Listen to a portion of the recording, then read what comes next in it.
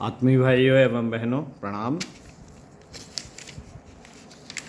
स्वाध्याय सत्संग चिंतन मनन का क्रम बनाए रखते हुए हम आपको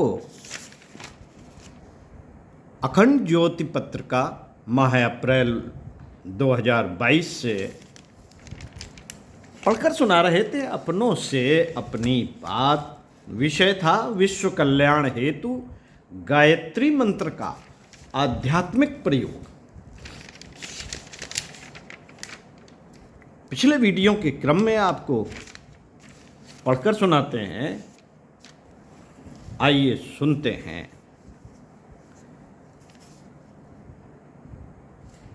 साथियों, यह विवेचना कदाचित उनकी भी उमंग को और उभारने में सहायक हो। नाम जप के बारे में बताया था, मंत्र भगवान नाम जप, उनकी तरंगें, विवेचना का उद्देश्य वगैरह वगैरह। तो यह विवेचना पिछले वीडियो को आप सुनते रहिए तो आपको ये इसी तारतम्य में यह वीडियो सुनने में मजा आएगा। यह विवेचना कदाचित उनकी भी उमंग को और उभारने में सहायक हो।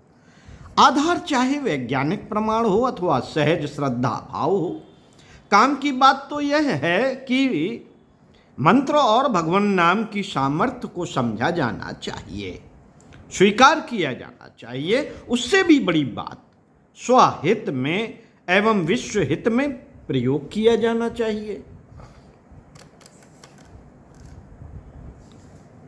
वह दिन अधिक दूर नहीं जब ध्वनि विज्ञान के विशेषज्ञ भी अपने शोधों के द्वारा मंत्र तरंगों, विचार तरंगों तथा भाव तरंगों की विलक्षण क्षमताओं का विश्व के सन्मुख उद्घाटन कर देंगे। ऋषि प्रणीत यह संपूर्ण अध्यात्म विद्या प्रकृति के सुदृढ़ नियमों पर अर्थात वैज्ञानिक एवं आध्यात्मिक दोनों ही नियमों पर ही आधारित एवं क्रियाशील है। जिन मानस दोषों और भावनात्मक दोषों की बहुलता ने मानव को तथा विश्व को विनाश के कगार पर धकेल दिया है, उन दोषों का शमन करने के लिए मंत्र जप अथवा नाम जप से अधिक सार्थक व व्यापक सत्प्रभाव उत्पन्न करने वाला अन्य कोई उपाय दिखता नहीं।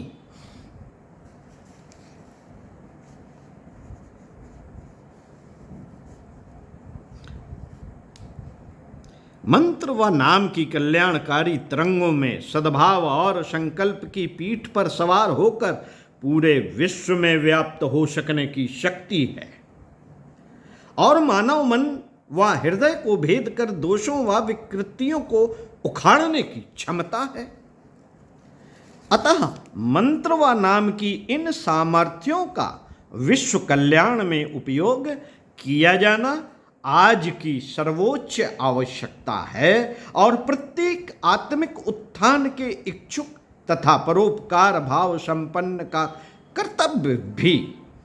विश्व के इस आपातकाल में प्रत्येक जाति धर्म व संप्रदाय के ईश्वर भक्तों को ईश्वर और मानवता के प्रति इस नैतिक दायित्व का निर्वहन करना ही चाहिए। हम में से प्रत्येक की ईश्वर निष्ठा तथा मानवता के प्रति संवेदनशीलता का यह श्रेष्ठतम एवं क्रियात्मक प्रमाण होगा कि हम विश्व कल्याण की भावना से नित्य मंत्र जप या नाम जप करें।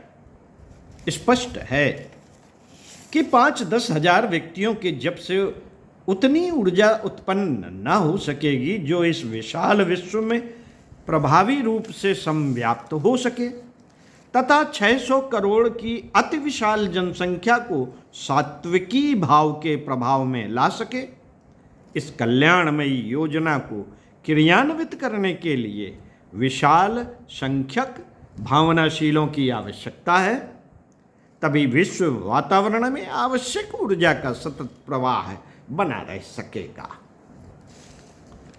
साथियों, ये विशाल संख्यक भावनाशील अपने अपने घरों में रहते हुए विश्व कल्याण की उदार भावना के साथ मंत्र अथवा नाम जप के द्वारा टूट रहे मानव और बिखर रहे विश्व को जुड़ा हुआ रखने में अपना महत्वपूर्ण योगदान दे सकते हैं और स्वयं ईश्वरीय अनुग्रह के पात्र बन सकते हैं। भारत का पौराणिक इतिहास साक्षी है। भारत का पौराणिक इतिहास साक्षी है कि अंतहीन काल चक्र में जब जब अनीत और स्वार्थ की आसुरी मानसिकता ने सीमा लांघी है, तब तब उसका विनाश करने में भारत ने ही पहल की है। उसके बाद विश्व के सभी मत मतांतरों के संत जन उन देवासुर संग्रामों में सम्मिलित हुए हैं। उसके बाद अतः 20वीं सदी की इस भयावह तामसिकता के विरुद्ध भी हमें सबसे पहले उठ खड़ा होना चाहिए। स्वार्थी केवल अपने हित चिंतन में लगे रहते हैं।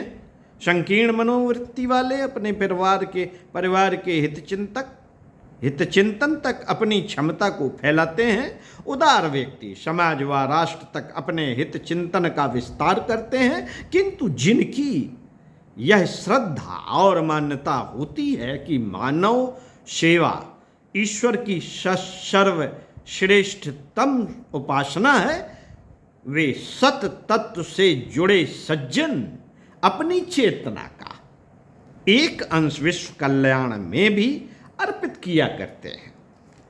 अखंड ज्योति परिवार के सदस्य न स्वार्थी हैं, न संकीर्ण मनोवृत्ति के हैं। ज्ञान यज्ञकर्ताओं का ऐसा होना संभव भी नहीं। अतः समस्त पाठक बंधुओं, बहनों से, आपसे, संवेदनशील सज्जनों से अनुरोध है कि वे इस भयावह स्थिति से विश्व को मुक्त कराने के अभियान में सहभागी बने। प्रत्येक जाति धर्म व संप्रदाय के परोपकारी वृत्ति के सज्जनों को इस परंपरा में सम्मिलित होने का भाव भरा निमंत्रण है। इस मिशन से भावनात्मक रूप से जुड़े समस्त परिजनों से विशेष आग्रह है कि वे इस अनुरोध पर ध्यान दें और विश्व कल्याण के इस आध्यात्मिक प्रयोग में स्वयं तो सहभागी बने ही दूसरों को भी सहभागी बनाने का अभियान प्रारंभ कर दें।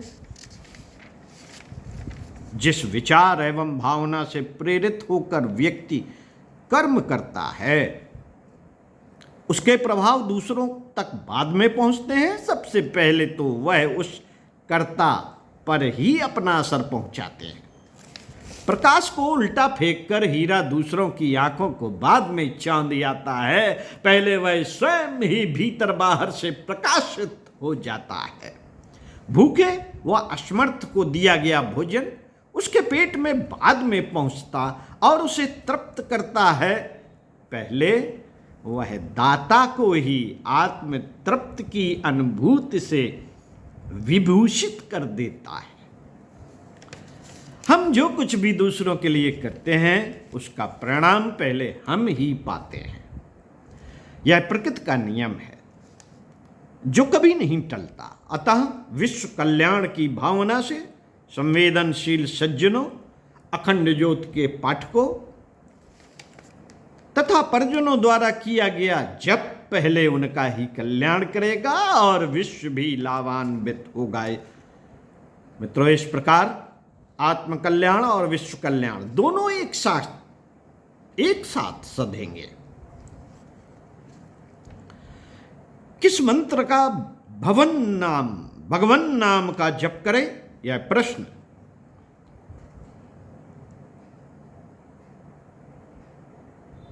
किस मंत्र या भगवन नाम का जप करें।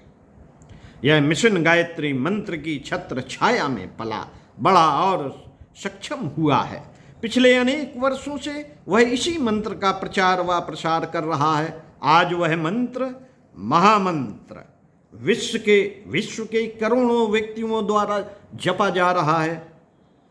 इसके शब्दार्थ और भावार्थ पर ध्यान दें तो स्पष्ट समझ पड़ता है कि यह मंत्र देश, काल और धर्म संप्रदाय की सीमाओं से संपूर्णतः मुक्त है। इसमें परमात्मा के किसी भी विशेष नाम का प्रयोग नहीं हुआ है। केवल अपने लिए किसी लौकिक कामना की पूर्ति किए जाने की प्रार्थना तथा इच्छा नहीं की गई है इस मंत्र में। इस मंत्र के द्वारा संपूर्ण मानव जाति के वास्तविक कल्याण की एक ही प्रार्थना की गई है कि वे सर्वसमर्थ परमात्मा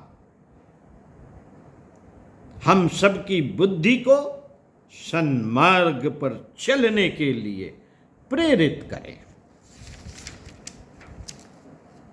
ओम शांति। साथियों, इस अपनों से अपनी बात का जिक्र समाप्त हुआ। इसी पुस्तक में, इसी लेख में एक कोटेशन दिया है, हिरण्मयीन पात्रेण सत्यस्यापि हितं मुखम तत्वं पूषन्न पावरणु सत्य धर्माय दृष्टये। अर्थात, हे सबका भरण पोषण करने वाले परमेश्वर, हे सबका भरण पोषण करने वाले परमेश्वर, आपका मुख सूर्यमंडल रूपी पात्र से ढका हुआ है। कृपया मेरे लिए उस आवरण को हटा लें। ओम शांति। साथियों, आगे आपको इसी पुस्तक के शुरुआती पृष्ठ में दिए गए विषयांतर्गत लेखों को आपको पढ़कर सुनाते रहेंगे। आप सुनते रहिए। ओम शांति।